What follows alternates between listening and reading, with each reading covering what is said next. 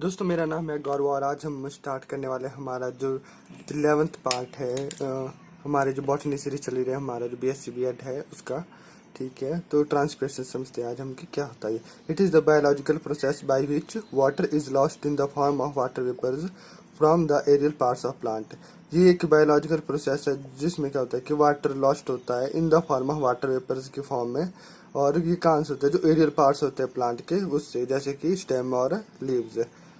और ये ट्रांसपिरेशन जो है ये act like excretory system of plant. वो कैसे एक्सक्रीटरी सिस्टम? कैसे plant also need to discharge excess water from their body. क्योंकि प्लांट्स को भी जो अगर प्लांट ज़्यादा वाटर अब्जॉर्ब कर लेता है तो उसको डिस्चार्ज करने के लिए, उस एक्सेस वाटर को रिमूव करने के लिए अपनी बॉडी से ट्रांसपिरेशन की ज़रूरत पड़ती है। दोस्तों बात करते हैं हम टाइप्स ऑफ ट्रांसपिरेशन की। सबसे पहली टाइप है हमारी स्टोमेटल ट्रांसपिरेशन, फिर आती है हमारी लेंटिकुलर ट्रांसपिरेशन और थर्ड है हमारी क्यूटिकुलर ट्रांसपिरेशन। स्टोमेटल ट्रांसपिरेशन समझते हैं क्या होता है। इसमें क्या होता है कि evaporation of water from the stomata of plant है। इसमें जो इवेपोरेशन होती है वाटर या ट्रांसपिरेशन कह सकते हैं वो कहाँ से होती है? स्टोमेटा ऑफ प्लांट से। और जो मैक्सिमम ट्रांसपिरेशन होती है वाटर की वो किस मेथड से होती है? हमारी स्टोमेटल ट्रांसपिरेशन से। ठीक है, और सरफेस ऑफ लीव, और ये कब होती है और कहाँ से होती है? Surface of leaves when the stomata is open.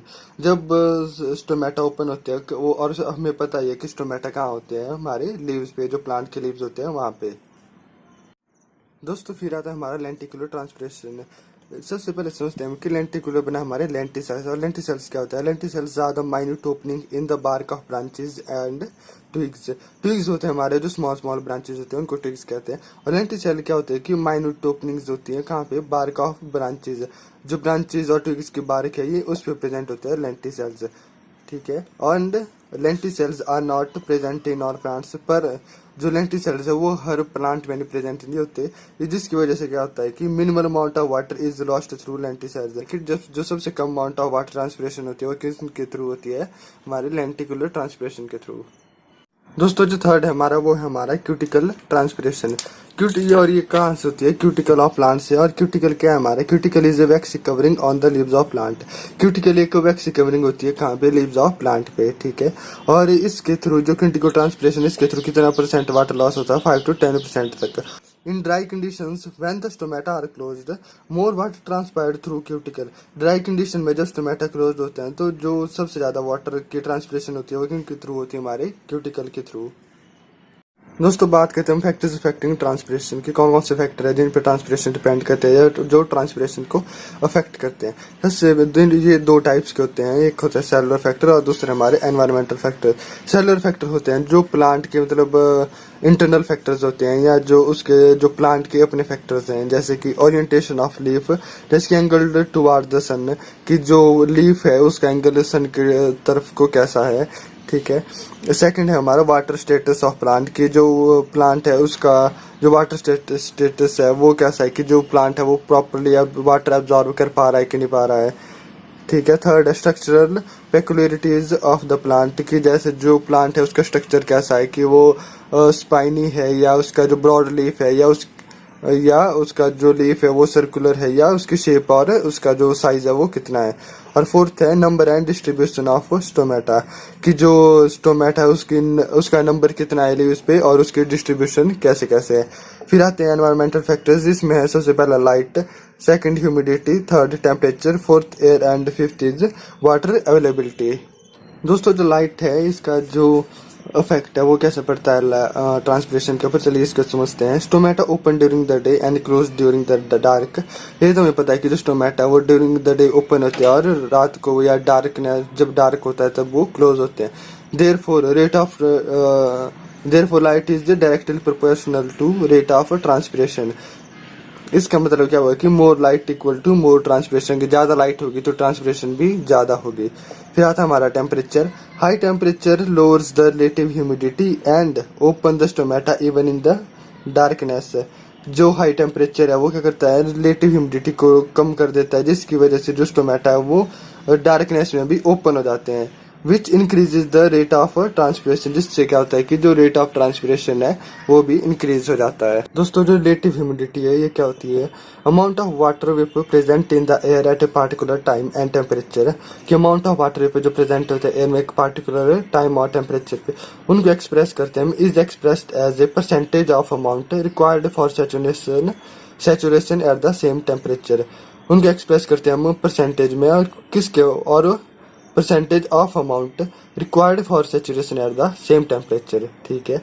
और rate of transpiration is universally proportional to relative humidity, इसका मतलब क्या हुआ कि ज्यादा relative, more relative humidity equal to less rate of transpiration. दोस्तों एयर का फैक्ट देखते हैं क्या पड़ता है ट्रांसपिरेशन के रेट पर। If the speed of air is very less और the air is not moving the transpiration rate is low. अगर एयर की स्पीड जो बहुत कम है और क्या कह सकते हैं कि एयर इज नॉट मूविंग और एयर मूव ही नहीं कर रही है, तो जो ट्रांसपिरेशन रेट है प्लांट का वो कैसा होगा, लो होगा। Therefore more speed of air equal to more transpiration, अगर ज्यादा स्पीड होगी एयर की, या आप इसको ये कह सकते हैं कि wind equal to more transpiration. फिर आती है हमारी water availability. Transpiration rate is directly proportional to absorption of water by the roots from the soil.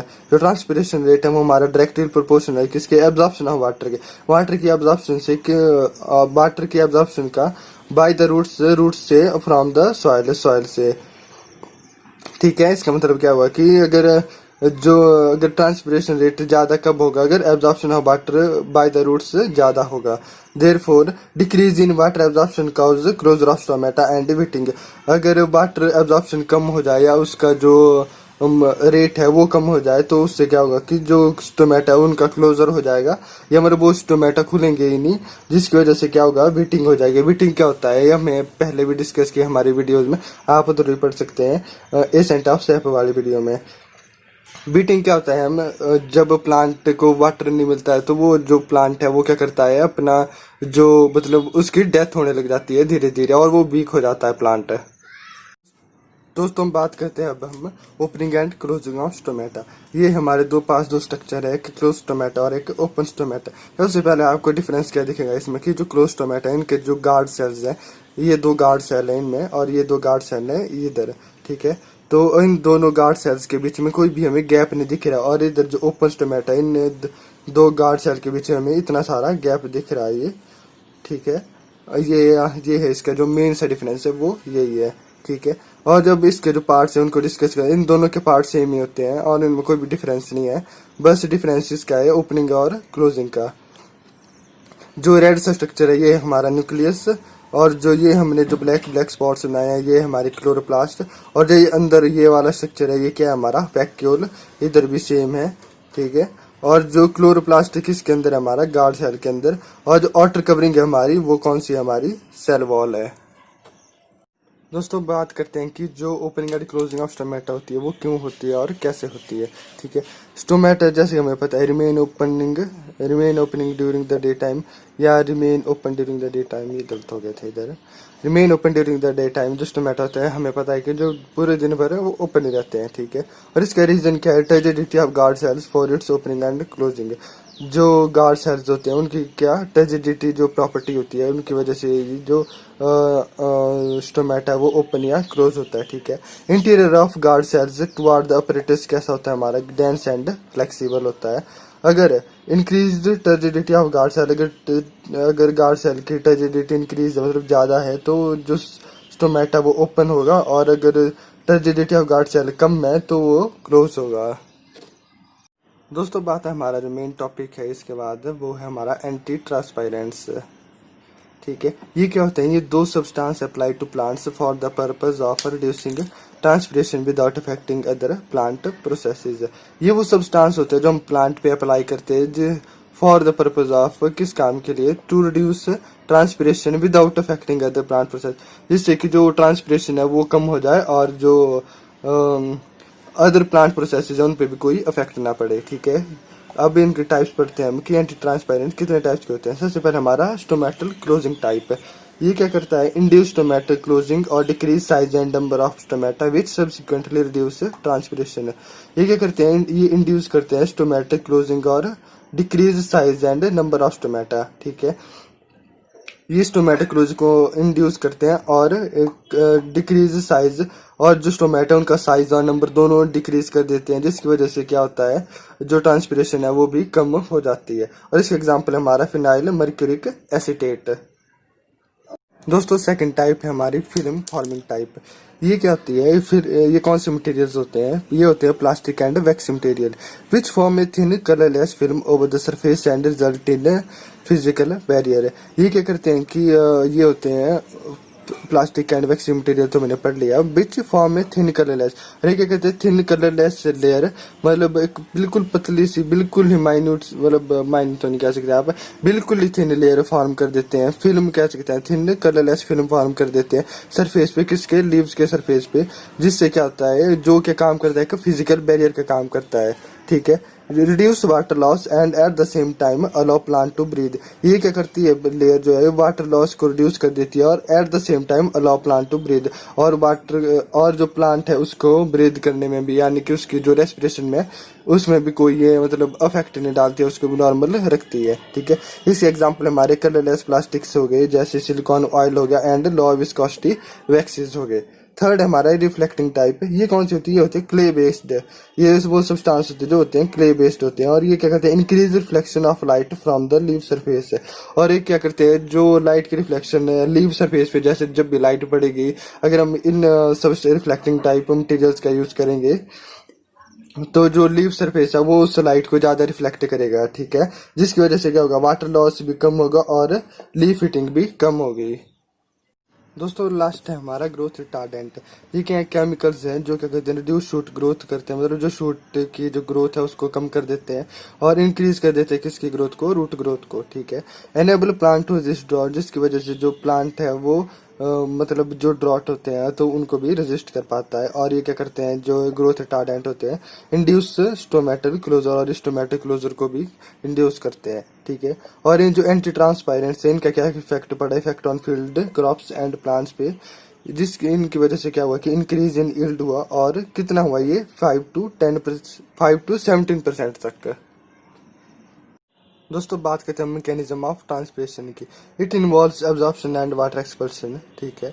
Water absorption of water by the roots, सबसे पहले involves absorption and water expulsion. ये involve करता है जो ट्रांसपिरेशन का mechanism है water absorption को और वाटर एक्सपल्शन को, ठीक है। सेकंड है हमारा absorption of water by the roots, जो रूट्स वाटर को एब्जॉर्ब करती हैं उसका। थर्ड है हमारा capillary transportation of water by xylem, जो वाटर फिर एब्जॉर्ब के लिए रूट्स ने उसकी जो transportation of water by xylem, ठीक है। Water deportation by leaf and stem. दोस्तों जो मैकेनिज्म ऑफ ट्रांसपिरेशन है उसके स्टेप्स को हम अच्छे तरीके से समझते हैं। सबसे पहला स्टेप होता है हमारा कि root hairs are in direct contact with the soil which uptake the water and mineral salts present in the ground. जो रूट हेयर्स हैं वो क्या होते हैं डायरेक्ट कांटेक्ट में होते हैं किसके, सॉइल के, जो क्या करते हैं विच अपटेक द वाटर, जो वाटर को अपटेक करते हैं, वाटर एंड मिनरल साल्ट्स का अपटेक करते हैं जो प्रेजेंट होते हैं कहाँ पे, ग्राउंड में। देन सेकंड स्टेप में क्या होता है, then water absorb by the roots move to different parts of plant. जो वाटर एब्जॉर्ब होता है रूट से वो कहाँ जाता है, different parts of the plant में जाता है, और ये वाया जाइलम होता है और बाई कैपिलरी रिएक्शन में, बाई कैपिलरी रिएक्शन के थ्रू, ठीक है। थर्ड है हमारा xylem transport water to mesophyll cells. Fourth step में क्या होता है हमारे mesophyll cells of plant comprise of large intercellular spaces where water is stored. जो मेसोफिल सेल्स होते हैं वो क्या कंप्राइज करते हैं, मतलब उनके पास क्या होता है लार्ज इंटरसेलुलर स्पेसिस होते हैं जहाँ पे क्या होता है वाटर स्टोर होता है, ठीक है। फिफ्थ स्टेप में क्या होता है, ये at the time of transpiration, जब ट्रांसपिरेशन होती है तब क्या होता है water from the intracellular space से diffuse into the subatomical cavity in the form of water vapors। जब जो at the time of transpiration क्या होता है वाटर फ्रॉम इंट्रासेलुलर स्पेसिस है, जो वाटर होता है इंट्रासेलुलर स्पेसिस वो क्या होता है डिफ्यूज हो जाता है इनटू द सब एटॉमिकल कैविटी में in the form of water vapours में, ठीक है। सिक्स स्टेप है हमारा finally the water vapours into the atmosphere by the opening of guard cell. जैसे गार्ड सेल ओपन होते हैं तो जो वाटर है के वेपर्स है वो एटमॉस्फेयर में इवेपोरेट हो जाते हैं। दोस्तों अगर आपको हमारी वीडियो अच्छी लगी तो लाइक शेयर और सब्सक्राइब जरूर करिएगा।